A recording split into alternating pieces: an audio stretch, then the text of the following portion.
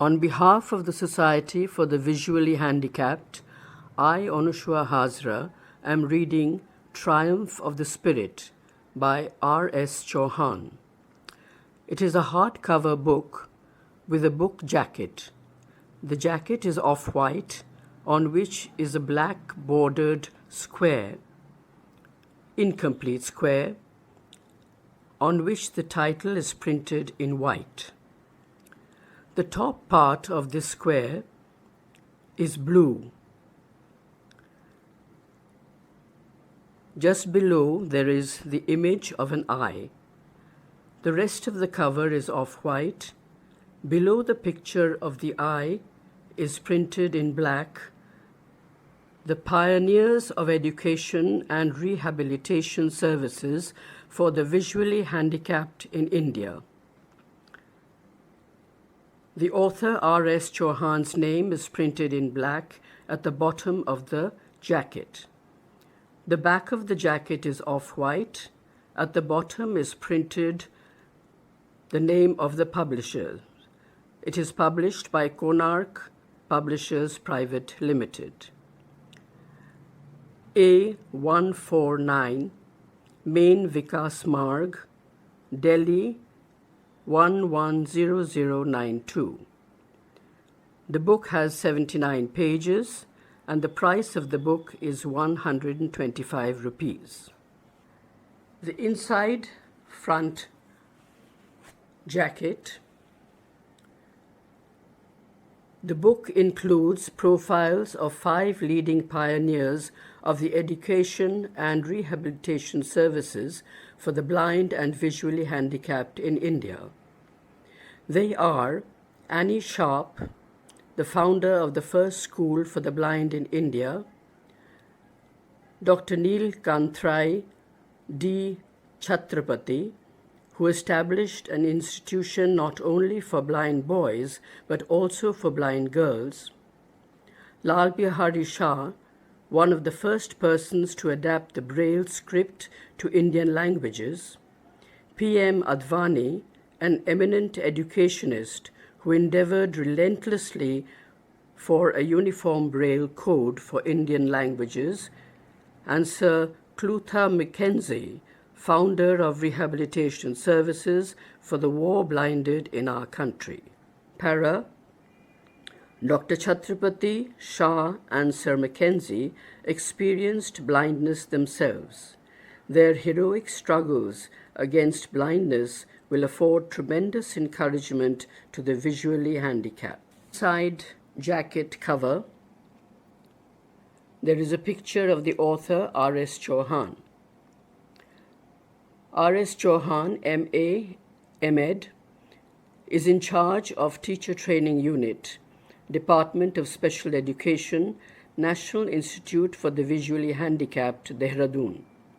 His articles on different aspects of education and rehabilitation of the blind and other disabled persons are published regularly in leading Indian and institutional journals. He edited the Braille Bharati, a Braille journal, for a number of years. Para. He has been broadcasting his talks since 1973 from various stations of the All India Radio. He has also broadcast his talks from National Radio of Japan in Tokyo and National Radio of Thailand in Bangkok.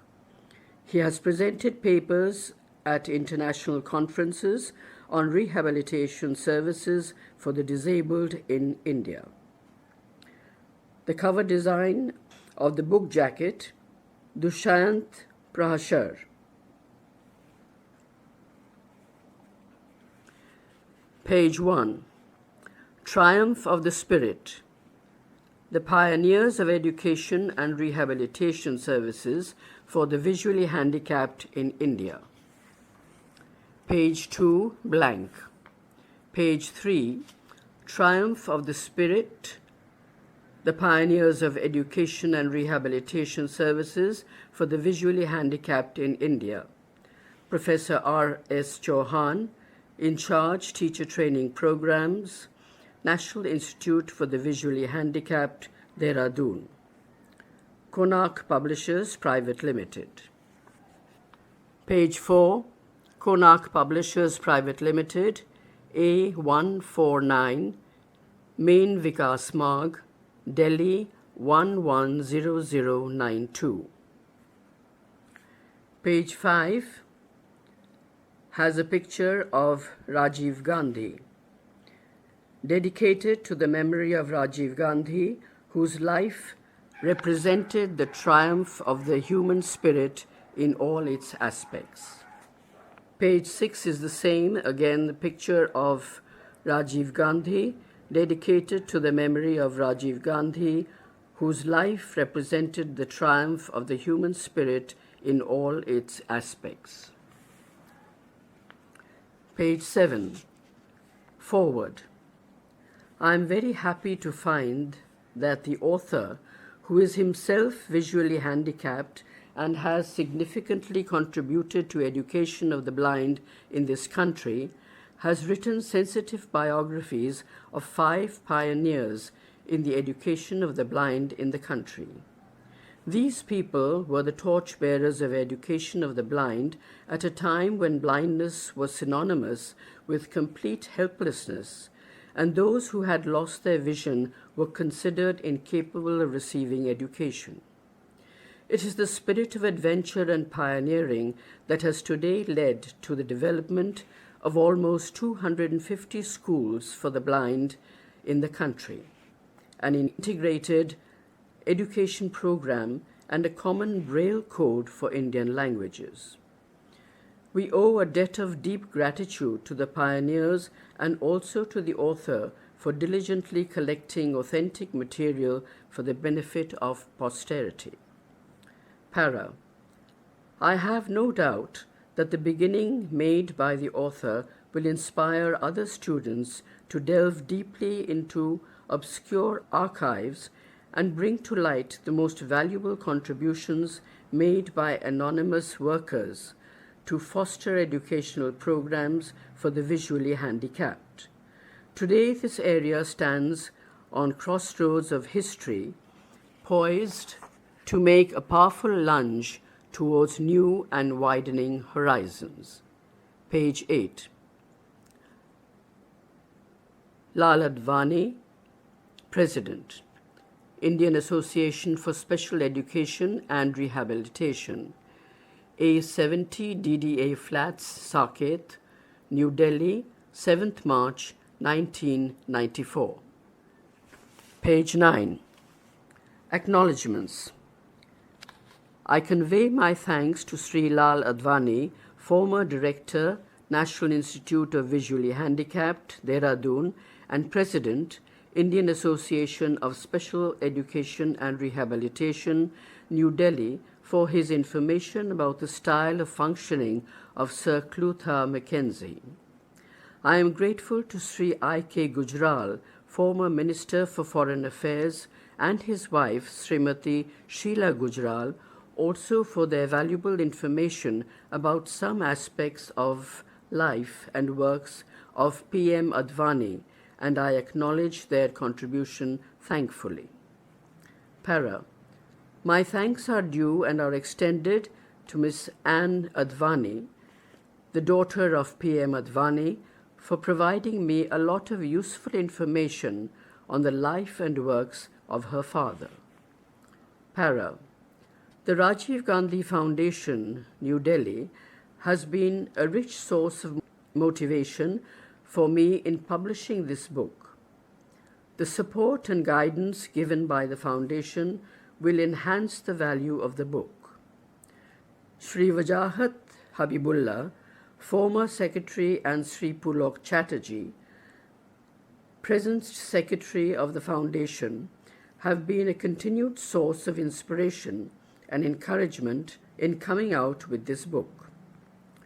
Sri Javed Abidi, Program Officer, Disabled Persons Welfare Cell, has also taken special interest in advancing the publication of the book. I convey my heartfelt thanks to the Foundation and these gentlemen. Page 10. Para. Sri David A. Castleton, Public Relations Officer, St. Dunstan's, London; Shri Ashok Chaudhary, Principal, Calcutta School for the Blind, Calcutta; Sri Samuel, Superintendent, Sharp Memorial School for the Blind, Dehradun; Sri S. S. Duggal, former Superintendent, Training Centre for the Adult Blind, NIVH, Dehradun;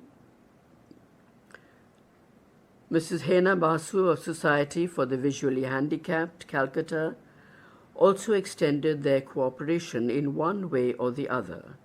I convey my sincere thanks to all of them for their contribution. Para. Sri Chandra Prakash, one of my friends, has extended his cooperation in collecting and arranging information as well as in checking the typewritten material for the book. I am deeply thankful to him. Para. I went through a number of disheartening experiences during the preparation of this book. I would have abandoned my plan without consistent encouragement and cooperation from my wife, Durgesh Nandini. I record my grateful thanks to her also. R S Chauhan. Page 11. Preface. India has witnessed a slow but steady growth of services for the visually handicapped after independence. The foundations for this purpose were laid by a few energetic, dedicated, and motivated pioneers during the pre-independence era. It was almost a century after such services came into being in European countries. Para. The total number of facilities for the visually handicapped of this vast country was a mere 32 in 1944. Only a few of them could claim to be adequately equipped in the modern sense. But they certainly were like rays of hope on the otherwise dark horizons. Para. Compulsions of World War II, coupled with some other social factors, motivated the government of India to enter this field in 1942. It added fresh dimensions to the blind welfare and accelerated the pace of its development. The International Year for Disabled Persons, within brackets IYDP, 1981, injected fresh vitality and vigor into this process. It galvanized the entire welfare process in our country. Consequently, there was a rapid growth of a variety of educational and rehabilitation programs. The idea of this book was born in 1989, when I could not get even ordinary details like dates of birth and death of Annie Sharp, the founder of the first ever educational facility for the blind in our country. Page 12. Neither the available literature nor the learned people in the field were able to help. Ultimately, I decided to locate her grave with a view to finding some information. After a few attempts, I was able to locate her grave. The epitaph on it yielded some significant details for a chapter on her.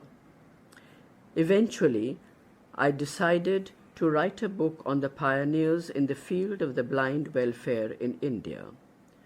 Another motivating factor to write this book has been to provide students and professionals in the field with information about them and their contributions to the cause before it becomes more difficult for researchers to do so. Para. The early pioneers who initiated services for the visually handicapped in India included some blind individuals also. They succeeded not only in their own emancipation, but also made positive contributions to free many others from the shackles of ignorance, self-pity, and social deprivations.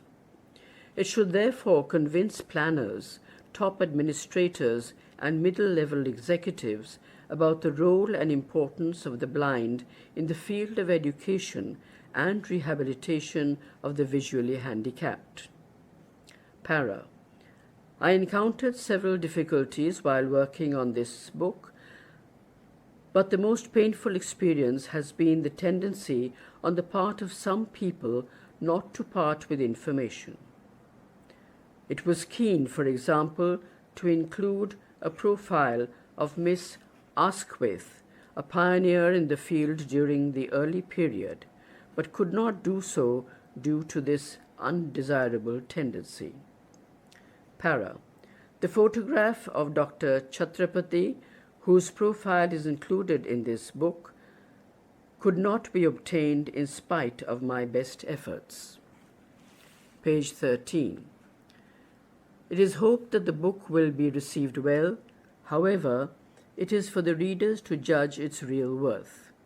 I will be very grateful to them for their valuable comments. R S Chauhan, Dehradun, February 11, 1994.